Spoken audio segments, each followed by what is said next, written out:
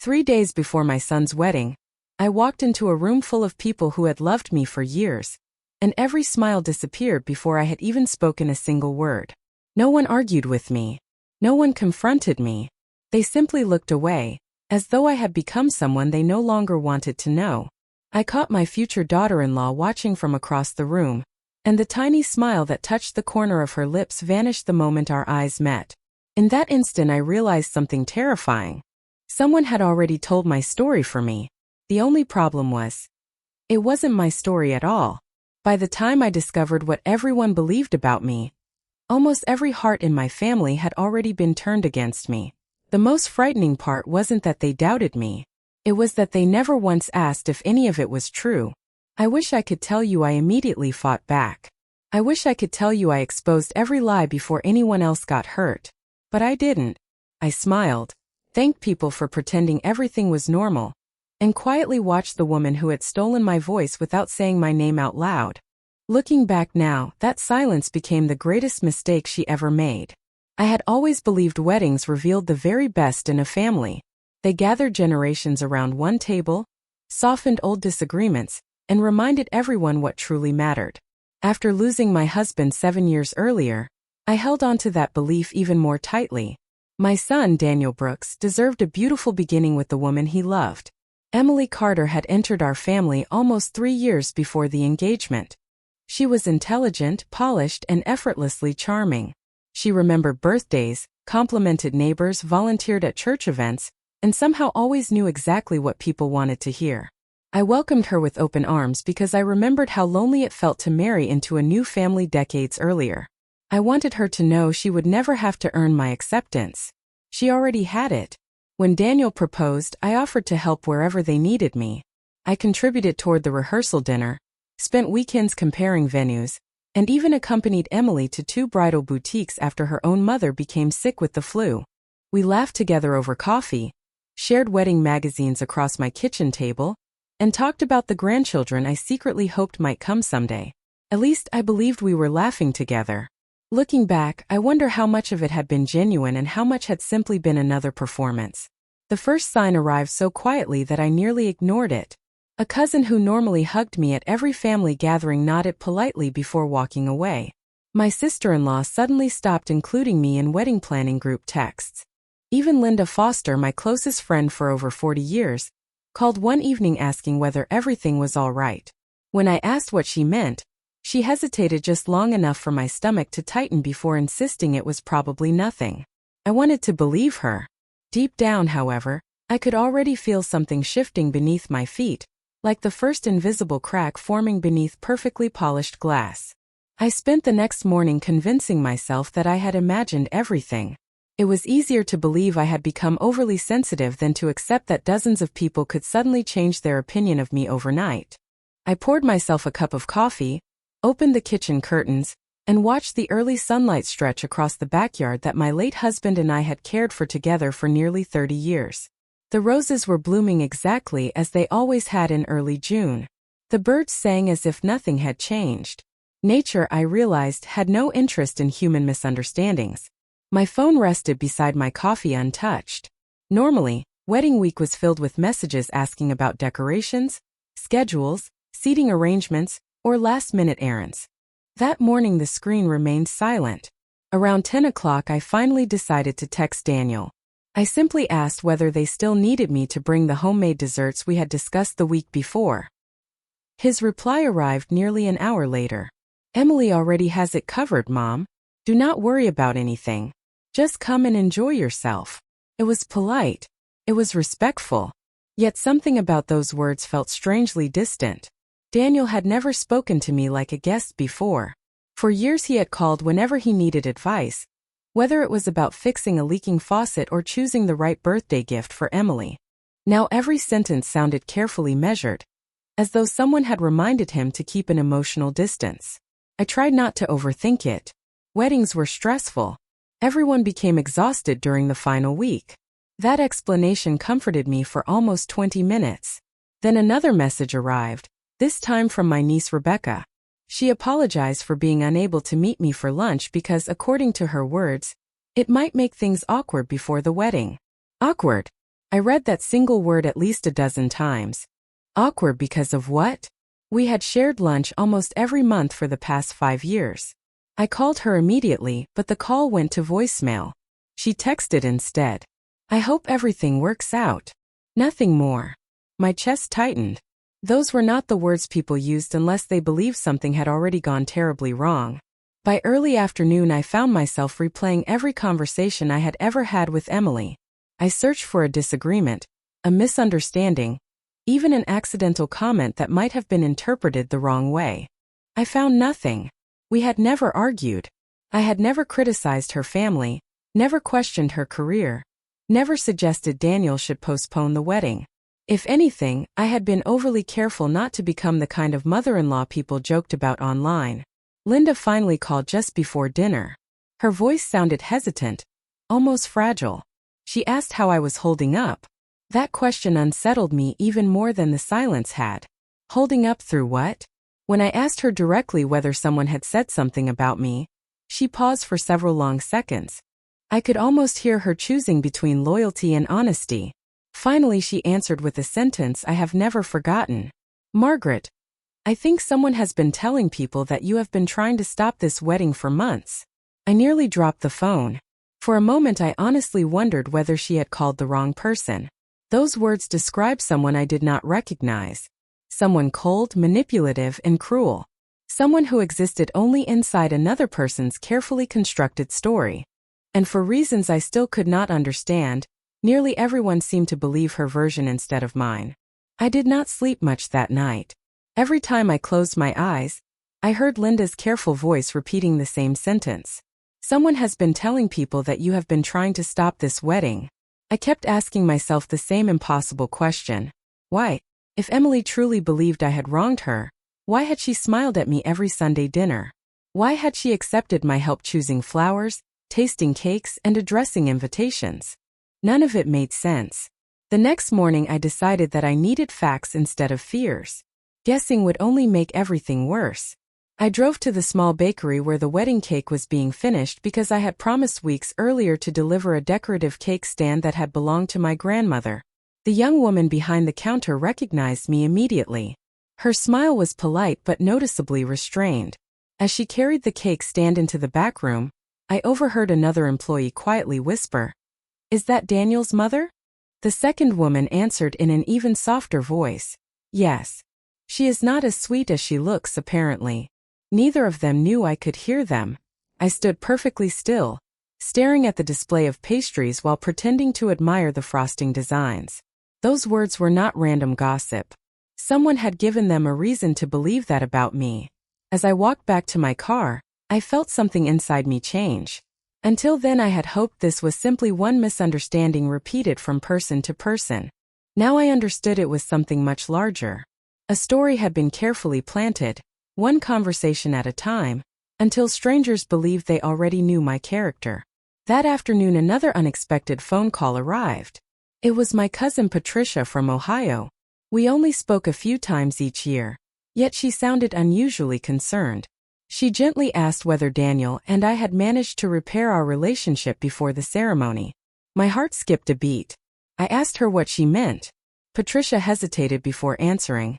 "Emily mentioned that you have refused to accept their marriage and that you have been trying to convince Daniel to postpone it.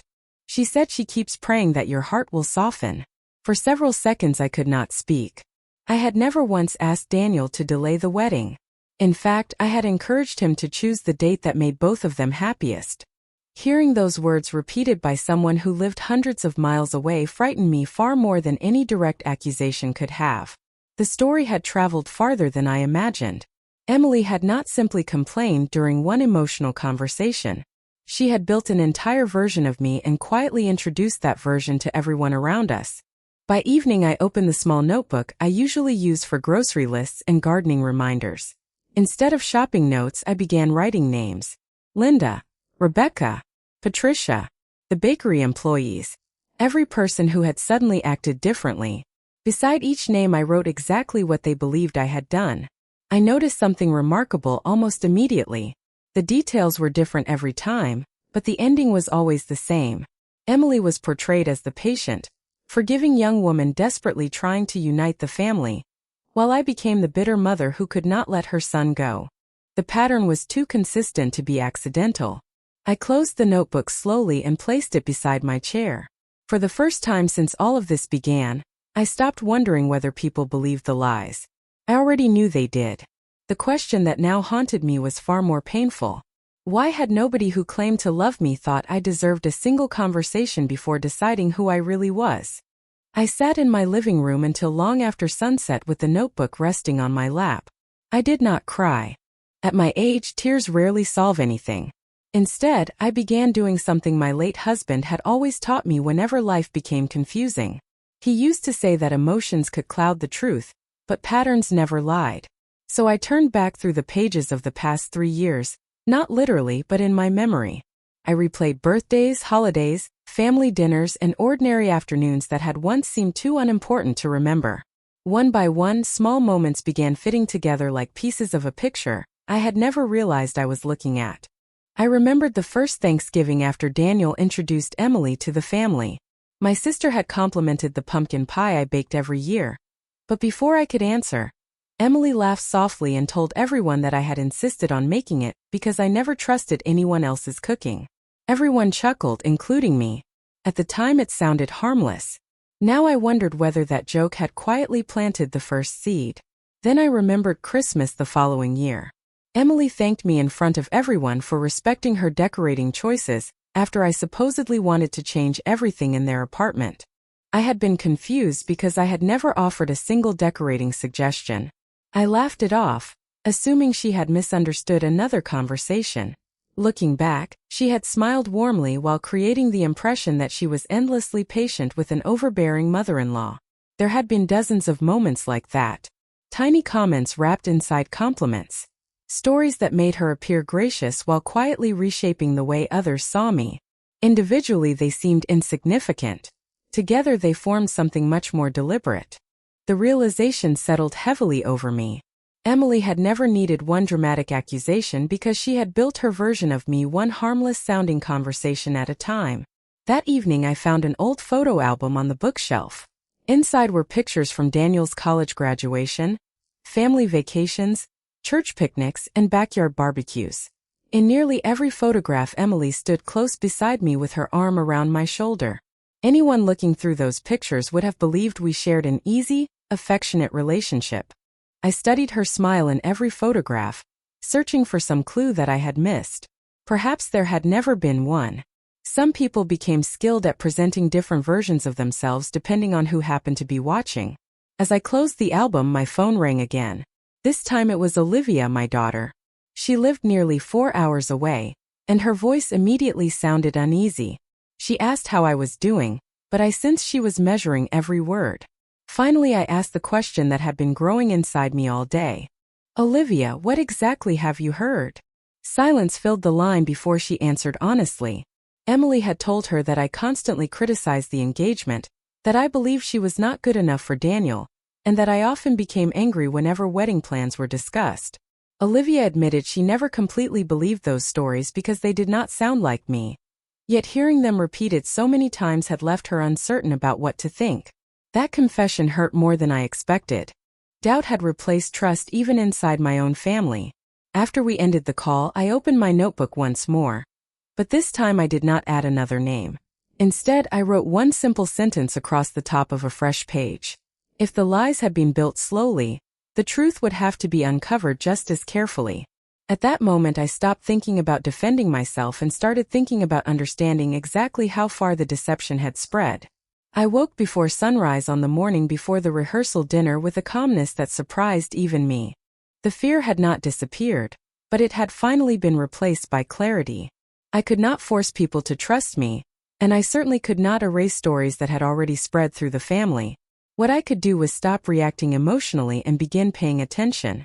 If there was one lesson life had taught me after nearly 7 decades, it was that people who built their lives on deception almost always left small cracks behind. You simply had to stop staring at the performance long enough to notice them. Around 8 o'clock, Linda arrived carrying 2 cups of coffee and a small box of blueberry muffins from the neighborhood bakery. She set everything on my kitchen table without saying much at first. We had been friends for more than 40 years. She knew when silence was more comforting than conversation. After a few minutes, she finally looked at me and said, "Margaret, there is something you should know. Emily has not been telling everyone the same story." I looked up immediately.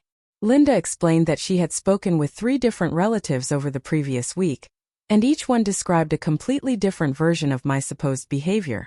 One person believed I hated Emily's family. Another believed I was furious about the wedding budget. A third insisted I had begged Daniel to cancel the ceremony entirely. The accusations changed depending on who was listening, but every story ended exactly the same way. Emily appeared patient, forgiving, and heartbroken, while I became the difficult mother who refused to accept her son's happiness. I reached for my notebook and quietly compared Linda's observations with the names and conversations I had already written down. She was right. The details never matched, yet somehow every version reached the same conclusion. That was not a misunderstanding. That was strategy. Linda leaned closer and lowered her voice. "Do you know what bothered me the most?" she asked. I slowly shook my head. "She always tells those stories when you are not in the room." That single sentence settled heavily over the kitchen. Emily never confronted me directly. She never challenged me face to face. Everything happened privately, one conversation at a time, where nobody could compare notes. Suddenly the puzzle became much clearer. She had carefully separated everyone, making sure each person believed they alone understood the truth. It was a clever way to prevent anyone from questioning the larger picture. Before leaving, Linda placed her hand gently over mine. "I did not believe her because I have known you for most of my life," she said. "But Margaret, there are others who are beginning to ask questions." Those words stayed with me long after she drove away. For the first time in days, I realized that doubt was no longer working against me alone. It had quietly begun working against the story itself. Later that afternoon, I received 2 unexpected text messages only minutes apart. The first came from a cousin asking whether I was feeling better after the argument that supposedly happened the week before. There had been no argument. The second came from an aunt asking if everything was peaceful now between Emily and me because she had heard we recently made up. That had never happened either. I stared at both messages, almost unable to believe what I was seeing. The stories had become so inconsistent that they were beginning to collide with one another. Without intending to, Emily had created too many versions to keep them all straight. I closed my notebook and smiled for the first time in several days. I still had no idea how the truth would finally come to light, but I knew one thing with absolute certainty. A lie could grow quickly, but when it became too large to manage, it usually began unraveling from the inside. The morning of the wedding arrived wrapped in the kind of quiet that usually brings excitement, but as I stood in front of my bedroom mirror fastening the pearl earrings my husband had given me on our 25th anniversary, I felt something entirely different. I was not wondering whether the flowers would arrive on time, or whether the music would begin on schedule. I was wondering how many people would look at me and see a stranger they believed they already understood. I chose a simple navy blue dress because I wanted nothing about me to attract attention. This day belonged to Daniel, no matter how complicated everything else had become. Before leaving the house, I paused beside my husband's photograph on the hallway table. I smiled softly and whispered that I hoped I would make him proud. Then I picked up my purse, my notebook, and the small family Bible that had been carried into every Brooks wedding for 3 generations. When I arrived at the church, the parking lot was already filling with familiar cars. People greeted one another with warm embraces and cheerful laughter, but as I stepped onto the sidewalk, conversation seemed to pause for a heartbeat before starting again. No one was openly rude. In many ways, that made everything more painful. Smiles felt forced. Greetings sounded rehearsed. I received the kind of polite kindness reserved for someone people believed they should tolerate rather than welcome. I thanked everyone who spoke to me and returned every smile with one of my own. I refused to give anyone a reason to believe the stories they had heard. Inside the church, volunteers hurried between rows of white flowers, while musicians quietly tuned their instruments. Emily stood near the front speaking with the wedding coordinator. She looked radiant, calm, and completely confident. When she noticed me, she walked over wearing the same gentle smile I had seen so many times before. She thanked me for coming, complimented my dress, and asked whether I was feeling better. The question caught me off guard. Better from what? Before I could respond, another guest approached, and Emily effortlessly shifted into another conversation as though nothing unusual had happened. I watched her greet each person with effortless warmth, and I finally understood why her stories had spread so easily. She never appeared dishonest. She appeared compassionate. That made her version of events even more convincing. A few minutes later, I found Linda waiting near one of the side entrances. She quietly nodded toward a group of relatives gathered across the room. "Watch carefully," she whispered. I followed her gaze. Emily joined the group for less than 2 minutes. Nobody looked upset. Nobody argued. They simply listened as she spoke softly, occasionally placing a hand over her heart. When she walked away, 2 relatives glanced toward me with expressions that mixed sympathy and disappointment. I had not heard a single word, yet I knew exactly what had happened. The performance was continuing even on the wedding day. Linda leaned closer. "She does not know people have started comparing notes," she said. I felt my heartbeat slow instead of quicken. For the first time since this nightmare began, I realized I was no longer the only person observing. Others had begun noticing the contradictions as well. The carefully polished image Emily had built was still standing, but tiny cracks were beginning to show. As guests continued arriving, I greeted each one with genuine warmth, refusing to let bitterness shape my face or my words. I did not know whether today would reveal the truth or simply deepen the misunderstanding, but I sensed something had shifted beneath the surface. The story everyone believed was no longer moving in only one direction, and somewhere inside that crowded church, someone was about to ask the one question that should have been asked from the very beginning. The ceremony began with the quiet dignity I had always imagined for my son's wedding. Sunlight filtered through the stained glass windows, filling the sanctuary with warm colors that danced across the polished wooden pews. Pastor James welcomed everyone with gentle words about love, commitment, and truth. That final word lingered in my mind longer than I expected. Truth. I wondered how many people sitting in that church believed they already knew mine. Daniel stood at the front beside his best man, smiling with the hopeful expression every mother dreams of seeing on her son's wedding day. Looking at him, I reminded myself that none of this was his fault. He had trusted the woman he loved. Trust was never a weakness. It only became painful when it was placed in the wrong hands.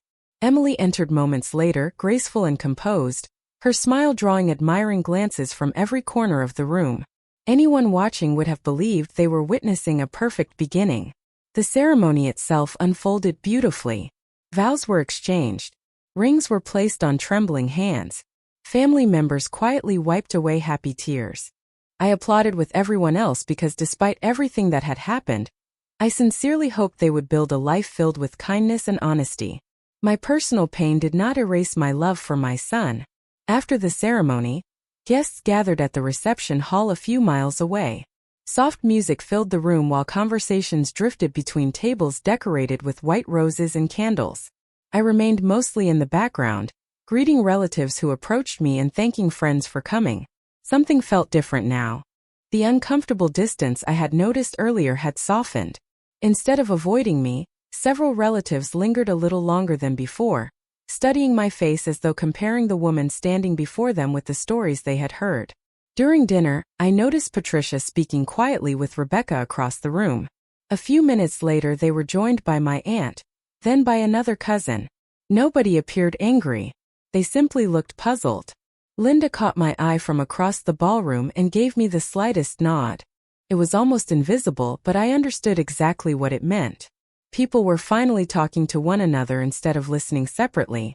The carefully isolated conversations Emily had relied upon were beginning to overlap.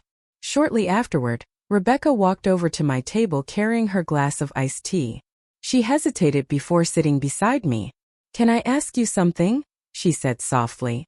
I smiled and told her she never needed permission. She took a slow breath before asking whether I had ever demanded that Daniel postpone the wedding because I believed Emily was manipulating him. I answered honestly, "No. I have never said those words to anyone." She lowered her eyes for a moment, then admitted that another relative had heard an entirely different story. According to that version, I had supposedly refused to attend the wedding until Emily apologized for insulting our family. I quietly shook my head. That never happened either. Rebecca looked genuinely unsettled. Before she returned to her table, she thanked me for answering without becoming defensive. That simple conversation changed more than she probably realized. Less than 15 minutes later, I noticed 3 relatives comparing what each of them had been told. Their expressions shifted from certainty to confusion. Questions replaced assumptions. Small conversations spread from one table to another, not loudly or dramatically, but steadily. Emily continued greeting guests, laughing for photographs and accepting congratulations, completely unaware that the foundation beneath her carefully crafted narrative was beginning to shift. For the first time since this painful journey began, I no longer felt alone inside the misunderstanding. I did not need to accuse anyone. I did not need to interrupt the celebration. The truth had quietly started doing what it always does when enough honest people compare what they have seen instead of what they have been told. As the evening continued, the atmosphere inside the reception hall changed in a way that was almost impossible to notice, unless you had been watching closely from the beginning. The music was still playing. The waitstaff continued serving coffee and slices of wedding cake. Laughter still drifted through the room, but it no longer sounded effortless. It carried pauses. People who had spent the past week avoiding me were now quietly seeking one another out instead. Every new conversation seemed to end with the same expression of uncertainty. I remained seated, speaking only when someone approached me. I had learned that truth rarely needed to be announced. It only needed enough room to breathe. Daniel eventually made his way across the ballroom after finishing photographs with several relatives. His smile faded the moment he noticed the unusual tension spreading through the room. "Mom," he said softly, pulling out the chair beside me. "Is everything all right?" I looked at him for a long moment before answering. "That depends on how much you truly want to know." He frowned, confused by the calmness in my voice rather than anger. Before either of us could continue, Patricia walked over and gently interrupted. She apologized for stepping into a private conversation, but admitted she needed clarification. She looked directly at Daniel and asked, "Did your mother ever tell you that Emily was not good enough for you?" Daniel answered without hesitation. "No. She never said anything like that." Rebecca, who had been standing only a few feet away, quietly joined us. "That is strange," she said, "because I was told something completely different." Within moments, 2 more relatives approached, each repeating another version of conversations that supposedly involved me. One believed I had threatened not to attend the ceremony. Another had heard I constantly criticized Emily's family. Someone else insisted I had demanded control over every wedding decision. None of the stories matched. Daniel listened silently as each person described what they believed had happened. His expression slowly changed from confusion to disbelief. He turned toward me. "Why did you never tell me any of this?" I answered honestly, "Because I did not know how far it had spread until it was already everywhere." Before he could respond, Linda stepped beside us carrying her phone. She explained that over the previous several days she had written down every different version people repeated to her, because something about the stories never felt right. She showed the notes to Daniel. He read them carefully line by line. The contradictions were impossible to ignore. The accusations changed with every conversation, but somehow Emily always appeared to be the patient victim trying to hold the family together. Daniel closed his eyes for a brief moment before looking across the ballroom toward his new wife, who was laughing comfortably with another group of guests, completely unaware that the carefully separated stories had finally met each other in the same room. He did not storm across the reception. He did not raise his voice. Instead, he quietly asked one simple question that none of us could immediately answer. Why would anyone need so many different versions of the truth unless the truth itself was never enough? Around us, conversations gradually faded as more relatives began comparing what they had each been told over the past several months. Nobody seemed interested in gossip anymore. They wanted consistency, and for the first time there was none. Emily eventually noticed the unusual silence and glanced across the room toward the growing circle surrounding our table. Her confident smile lingered for only a second before uncertainty appeared in her eyes. In that moment I realized the balance had shifted completely. The lies had not collapsed because I exposed them. They had begun collapsing because honest people finally started talking to one another instead of listening alone. I spent the next several days doing something I had avoided for most of my life. I stopped explaining myself to people who had already decided not to believe me. Every document my attorney prepared was precise, every financial record was organized, and every conversation was reduced to facts instead of emotions. The strange part was that the less I defended myself, the more uncomfortable my son and daughter-in-law became. They had expected desperate phone calls, emotional arguments, and endless pleas for another chance to be treated with kindness. Instead, they received polite replies through legal channels and complete silence everywhere else. Silence has a way of forcing people to hear their own thoughts. One afternoon I drove past the neighborhood where my old house stood. I did not slow down. I did not pull into the driveway. I simply continued toward the public library, where I had promised to help organize a charity book sale. A retired school principal greeted me with a warm smile and introduced me to volunteers who knew nothing about my family. To them I was simply Myrtle, a dependable woman who always arrived on time and never complained. For the first time in months I laughed without forcing it. It was a quiet laugh, but it belonged entirely to me. That evening my phone rang again. Wade's name appeared on the screen. I let it ring until it stopped. A voicemail followed almost immediately. His voice sounded different, uncertain instead of confident. He said he wanted to clear up misunderstandings and hoped we could have dinner together. He never apologized. He never acknowledged what had happened after his father died. He simply wanted everything to become comfortable again. I deleted the message without responding.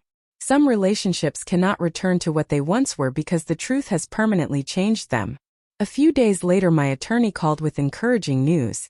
Additional financial records had confirmed exactly what we believed. The paperwork my husband had carefully preserved over the years created a timeline that could not be disputed. Every signature, every payment, and every legal instruction fit together like pieces of a puzzle that Noel had quietly assembled long before any conflict began. As I listened, I found myself smiling through unexpected tears. My husband had not left me with anger. He had left me with protection. He had trusted that when the day came, I would have the strength to use it wisely. Before hanging up, my attorney reminded me that the next hearing was approaching quickly. Everything was ready. There would be no dramatic surprises, only documented truth presented calmly before the court. After our conversation, I walked into my backyard carrying a small watering can. The roses had continued blooming despite everything that had happened. They had survived heavy rain, scorching afternoons, and strong winds without asking permission from anyone. Looking at them, I realized healing was beginning to feel much the same. It was not loud. It was not immediate. It happened one quiet day after another until the pain no longer controlled every thought. I no longer measured my worth by whether my own family appreciated my sacrifices. I measured it by the peace I felt when I looked in the mirror each morning. That peace had become something no one could take from me.